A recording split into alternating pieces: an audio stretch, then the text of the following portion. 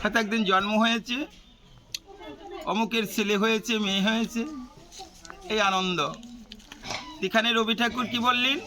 তুমি আসিলে যখন, তুমি কাঁদিলে হাসিল ভুবন। তুমি যখন এসেছিলে জগতে, তখন তুমি কেঁদেছিলে, আর জগতে সবাই এসেছিল।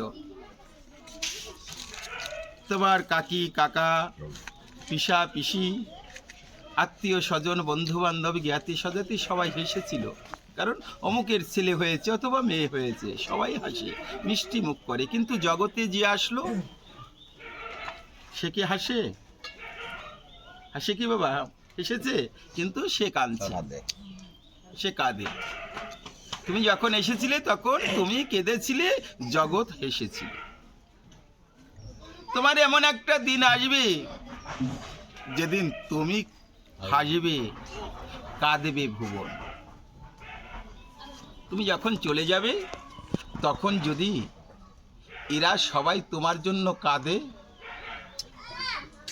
তাহলে বোঝা হবে তোমার এই মনুষ্য জন্মটা সার্থক হয়েছে। তোমার এই মনুষ্য জন্মটা তুমি কিছু অর্জন করে যেতে পেরেছো। তুমি আসিলে যখন, তুমি কাঁদিলে হাসিল ভুবন। তুমি যাইবে যখন, তুমি হাসিও কাঁদাইও ভুবন। এমন সুমরণ সবার ভাগ্যে কি জোটে বাবা? এমন এমন ব্যক্তি মারা যায় যেন এলাকাটা ঠান্ডা হয়ে গেছে। এমন ব্যক্তি মারা গেলে দেখা যায় ওই এলাকাটা একটা শোকের ছায়া নেমে এসেছে, কিবা হিন্দু কিবা মুসলিম। আশ্রয়, আশ্রয় শক্তিটা তার কত বড়, মনুষ্যত্ব শক্তিটা তার কত বড়। মানুষের মাঝেই তো মানুষ, আর মানুষের মাঝেই আমার প্রভু আছে। প্রভু এই ভক্ত ছাড়া কখনো থাকতে পারে না। জল ছাড়া যেমনি মিন বাঁচতে পারে না, ভক্ত ছাড়া কখনো ভগবান থাকতে পারে না। এখানে আমরা বসেছি, এখন এই শোভাটা কেমন দেখা যাচ্ছে?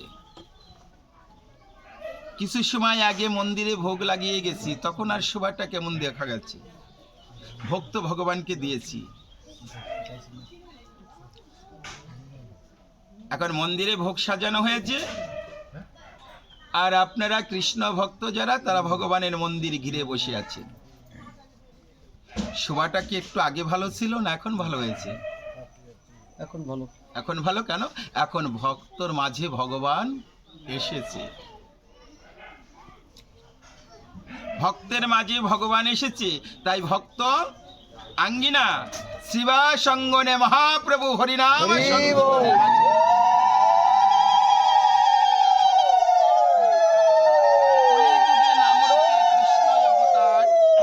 খেলিবার প্রেমানন্দে খোল করতাল। নাম তো প্রভু শ্রী শ্রী তারক ব্রহ্ম মহানাম, কিন্তু নামের প্রান্ত কীর্তন। আর এই কীর্তন করে কে? কৃষ্ণ ভক্ত যারা, যারা প্রভুর ভক্ত, তারা কীর্তন করে। তাহলে নামটা কারো ব্যক্তিগত, কীর্তনটা কারো ব্যক্তিগত মনে হয় না। যে করবে তারই, যে করবে তার, যে কীর্তনে যুক্ত থাকবে। জন্মিয়া যজ্ঞে যুক্ত হতে হয়, জন্মিয়া কর্মের সাথে যুক্ত হতে হয়। কর্মের সাথে যুক্ত হয়ে যেমনি সংসার পরিচালনা করার অর্থ উপার্জনের পথকে খুঁজে পাওয়া হয়, আর জন্মিয়া যজ্ঞের সাথে যুক্ত হইয়া জনমের জনমের আত্মার সন্ধানকে প্রাপ্তি হতে হয়। এই যজ্ঞের সাথে আমরা যে যে কর্মই যেভাবে করে খাই না কেন, প্রত্যেকটা কর্মই আমার ভগবানের দান। কেউ কৃষিকাজ করছি, কেউ ব্যবসা করছি, কেউ চাকরি করছি, এটা তো ভগবানই সংগ্রহ করে দিয়েছে, ভগবানের কৃপায় পেয়েছেন। তা ভগবানের কৃপায় যখন কর্ম পেয়েছেন, ওই কর্মের সাথে ফল সঞ্চয় অবশ্যই হবে। বৃক্ষে যখন ফল আসে তখন ফল এই ফুলের সাথে ফল প্রকাশ হয় না? রাধে রাধে। বৃক্ষে যখন ফুল হয় তখন ফলটা অতি সন্নিকটে। আমরা যে কর্মে যে যুক্ত হয়ে আছি, ভগবান বলেছে অর্জুন তুমি কর্ম ত্যাগ করিও না। তুমি যদি পারো তোমার কর্মের ফলটা আমাকে নিবেদন করে দাও। হরে কৃষ্ণ। কারণ কর্ম ত্যাগ করলে তুমি যোগী হতে পারবে না। পারো যদি কর্মের ফলটা ত্যাগ করিয়া, কর্মের ফলের বাসনাটা ত্যাগ করিয়া তুমি সত্য পথে সত্যকে আশ্রয় করে চলো। আর সত্যই আমাদের প্রকৃতি ধর্ম। গীতায় ভগবান বলেছে স্বধর্ম মরণশ্রেয় পরধর্ম ভয়াবহ। আমরা কি ধর্ম কি এটাই তো বুঝি না। অর্থাৎ আমি তো বুঝি না।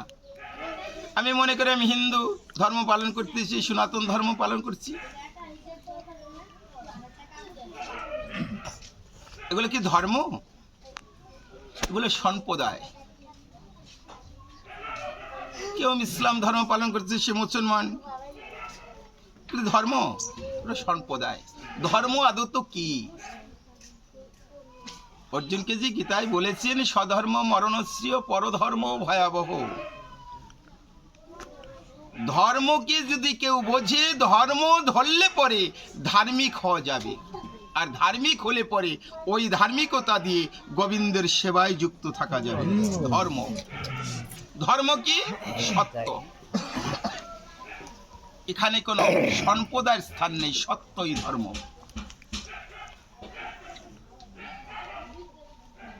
আচ্ছা, পৃথিবীতে এমন কোনো ধর্ম প্রচার হয়েছে, কোনো সম্প্রদায় প্রচার করতে পারছে অসৎ পথে চলো, অন্যায় পথে চলো, যা ইচ্ছা তা কিছু করো?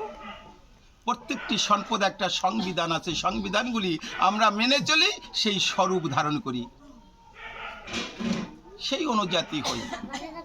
আমরা সনাতন ধর্মে আশ্রিত। আমাদের সনাতন ধর্মে কিছু সংবিধান আছে না বাবা? এই সংবিধানগুলো আমরা পূজা অর্চনা করি, একাদশী পালন করি, তীর্থ পর্যটন করি, দান ধর্ম করি। এগুলো সংবিধান। এগুলো পালন করলে কি হবে? প্রতিষ্ঠার মানগুলো বৃদ্ধি হবে। তোমাকে যশ মান প্রতিষ্ঠার ভাবে জগতের কাছে তুমি প্রচারিত হতে পারবে। কিন্তু আদত ধর্ম কি? ধর্মটা কি যদি আমি না ধরতে পারি, তাহলে কিন্তু আমি ভগবানের ধামে যেতে পারবো না। ধর্ম কি? সত্য। সত্য, দয়া, তপ, শৌচ, এই চারটা সনাতন ধর্মের সংবিধান।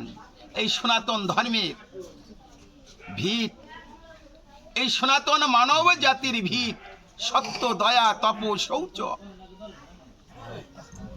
এই চারটা কথা যদি আমাদের মানব জীবনে ধারণ করি,